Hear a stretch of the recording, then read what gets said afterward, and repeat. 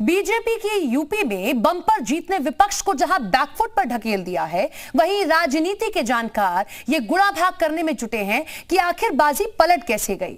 जिस तरह अखिलेश की रैलियों में भीड़ उमड़ रही थी, आखिर वो वोटों में तब्दील कैसे नहीं हो पाई।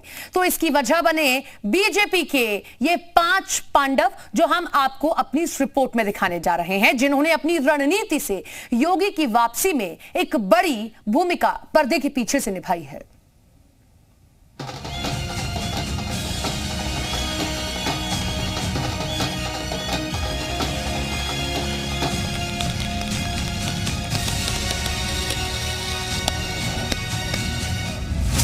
जिनकी रणनीति ने बदली फिजा, पर्दे के पीछे से चलाए तीर, यूपी की महाभारत में हिट रहे बीजेपी के 5 पांडव। ये जश्न का दौर है। बीजेपी की बम्पर जीत और सत्ता में वापसी ने बड़े बड़े राजनीतिक पंडितों को बेचैन कर रखा है। एक पार्टी को 37 साल बाद दोबारा वापसी का मौका मिला है उत्तर प्रदेश में। सवाल उठता है कि आखिर इस इतिहास की पटकथा लिखी किसने? क्या सिर्फ रैलियों और दौरों भर से यह इतिहास मुमकिन हो पाया? तो इसके जवाब में चेहरा सामने आता है बीजेपी के 5 पांडवों का, जिन्होंने पर्दे के पीछे रहकर बड़ा खेल कर दिया। बीजेपी के युधिष्ठिर संगठन मंत्री सुनील बंसल। बीजेपी के संगठन महामंत्री सुनील बंसल यूं तो राजस्थान के रहने वाले हैं, मगर 2013 से यूपी की कमान संभालने के साथ ही बंसल यूपी की नब्ज को बखूबी भांप चुके हैं। बूथ लेवल मैनेजमेंट के माहिर खिलाड़ी हैं बंसल। चुनाव से पहले 100 दिन 100 काम योजना भी बंसल के दिमाग की उपज रही। टिकट से पहले उम्मीदवारों को आगाह करते रहे। बूथ लेवल पर बंसल ने दलित, ओबीसी और महिलाओं को जोड़ा।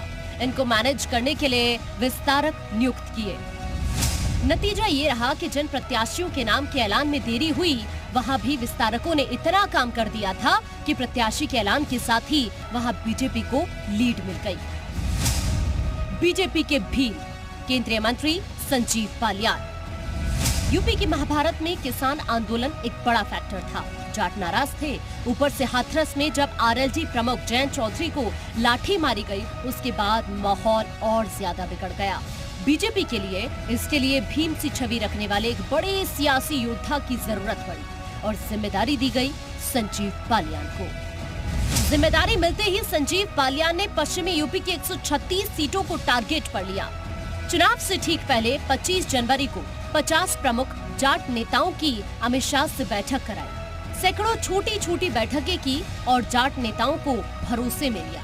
नतीजा सामने आया तो पहले चरण के 58 में 46 सीटें बीजेपी जीत गई। दूसरे चरण में 55 में 30 सीटें बीजेपी के नाम रही। यानी यूपी के महाभारत में जाट लैंड को अपने पाले में करने की कठिन चुनौती संजीव बालियान ने बखूबी निभाई। बीजेपी के अर्जुन पूर्व प्रदेश अध्यक्ष लक्ष्मीकांत वाजपेयी। महाभारत में अर्जुन ने बड़े महारथियों से मोर्चा लिया। कुछ इसी अंदाज में नजर आए लक्ष्मीकांत वाजपेयी, जिन्होंने दूसरे दलों के बड़े महारथियों को अपने साथ जोड़ा, जिसका नतीजा सामने है। लक्ष्मीकांत वाजपेयी को पार्टी की ज्वाइनिंग कमेटी का अध्यक्ष बनाया गया। वाजपेयी ने दूसरे दलों के कद्दावर नेताओं को साधा और उन्हें पार्टी ज्वाइन कराई। सबसे बड़ी बात कि वाजपेयी ने किसी नेता को टिकट का आश्वासन नहीं दिया। मुलायम सिंह की बहू अपर्णा यादव इसका बड़ा उदाहरण है। लक्ष्मीकांत वाजपेयी की रणनीति का असर ये हुआ कि जिलों के छोटे बड़े नेता भी पार्टी में बिना शर्त आए, जिससे छोटी मोटी बगावत की गुंजाइश भी बिल्कुल खत्म हो गई। जब नकुल की भूमिका में दिखे केंद्रीय मंत्री धर्मेंद्र प्रधान, यूपी के चुनाव प्रभारी रहे धर्मेंद्र प्रधान ने नकुल की भूमिका बखूबी निभाई। महाभारत में नकुल को अपनी सूझबूझ के लिए जाना गया। यूपी के महाभारत में धर्मेंद्र प्रधान ने भी अपनी सूझबूझ से केशव प्रसाद मौर्य को लेकर बनाए गए माहौल को बिल्कुल खत्म कर दिया। साल 2017 में योगी सीएम बने, लेकिन डिप्टी सीएम केशव मौर्य के घर 22 जून 2021 को पहली बार गए, जबकि योगी और केशव का घर सिर्फ एक आवास की दूरी पर है। दोनों की मुलाकात धर्मेंद्र प्रधान ने कराई। इतना ही नहीं, माइक्रो मैनेजमेंट का किरदार भी बखूबी निभाया। मैजिक 5 के तहत हर क्षेत्र में 5 लोगों को नियुक्त किया। जमीन पर कार्यकर्ताओं और पदाधिकारियों से सीधा संवाद पूरे चुनाव तक कायम रहा। नतीजा ये हुआ कि बूथ लेवल तक कार्यकर्ताओं का जोश हमेशा हाई रहा। बीजेपी के सहदेव अंकित सिंह चंदेल। महाभारत के पीछे चाल थी शकुनी की, जिसे अंजाम तक पहुंचाया सहदेव ने। बीजेपी के सोशल मीडिया प्रभारी अंकित सिंह चंदेल ने भी यही किया और सोशल मीडिया पर बीजेपी के खिलाफ बने हर माहौल का काउंटर बखूबी किया। चुनाव के 6 महीने पहले फर्क साफ है का कैंपेन चला, जिसमें पुरानी सरकारों और योगी सरकार के कामों की तुलना की गई। इसके पीछे दिमाग अंकित सिंह का रहा। सोशल प्लेटफॉर्म पर अंकित सिंह की टीम ने जोरदार काम किया। किसानों से जुड़े पोस्ट की संख्या खूब बढ़ाई, सरकार के कामों का जमकर प्रचार किया।